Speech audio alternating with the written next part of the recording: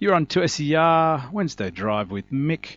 Up before that, we played Quarter Street and Differente. We gave that away as well as our feature album this week on 2SER. We gave it to Trevor Drysdale. Congratulations to Trevor for picking that up. Hope you have a funky old time listening to that album.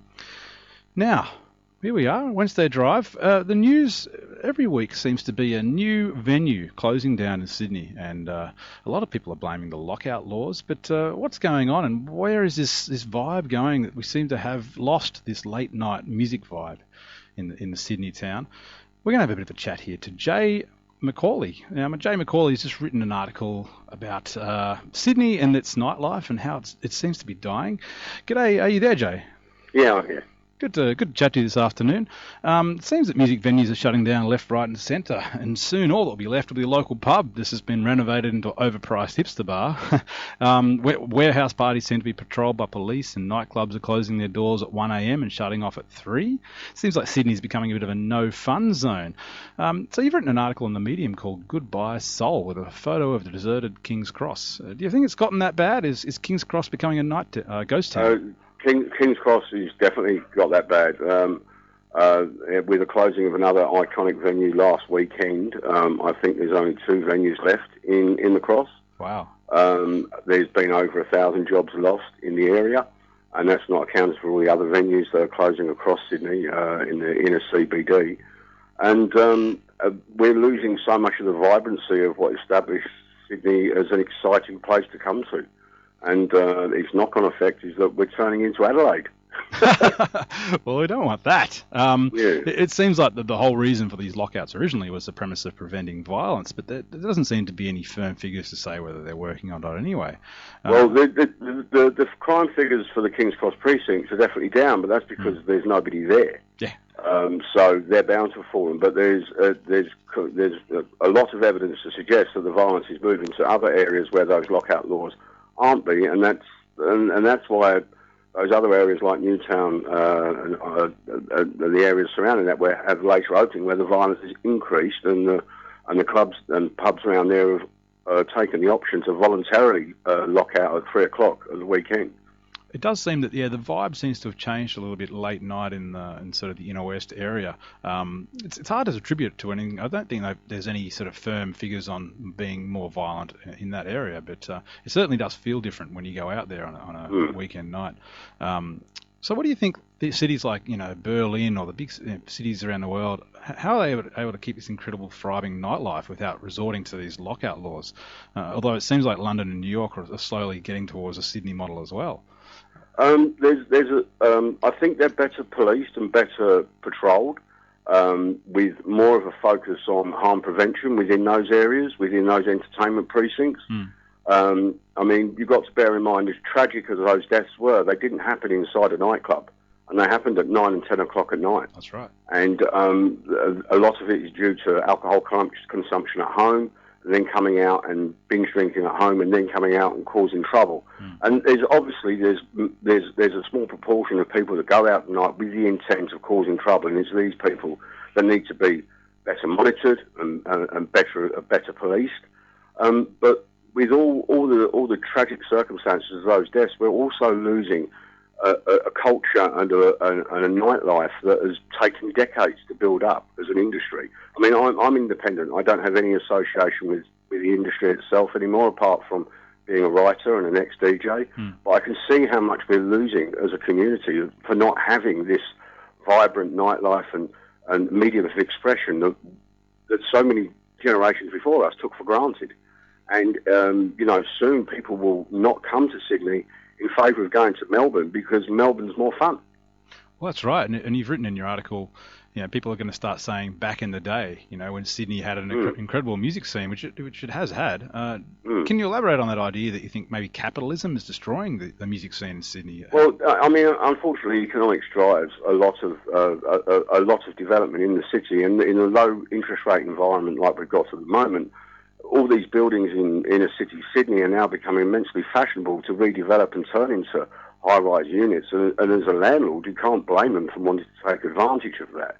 But I think as a city, we need to balance that against the needs of the community to be able to go out and find like my passion is house music. I love house music, and there's so few venues now where you can actually go and listen to quality music in that sort of environment, in an intimate environment. You don't want to go to a festival or mixed with 100,000 people at, Stereosonic or something like that. You want to see a good quality DJ perform his artistry well in an intimate environment, and those opportunities don't exist anymore. And because of the financial inducement of the property developers to move those buildings into something more profitable for a landlord, there's not the desire to move forward with those models. Why would you spend money renovating a nightclub when you can spend millions and get hundreds of millions in return?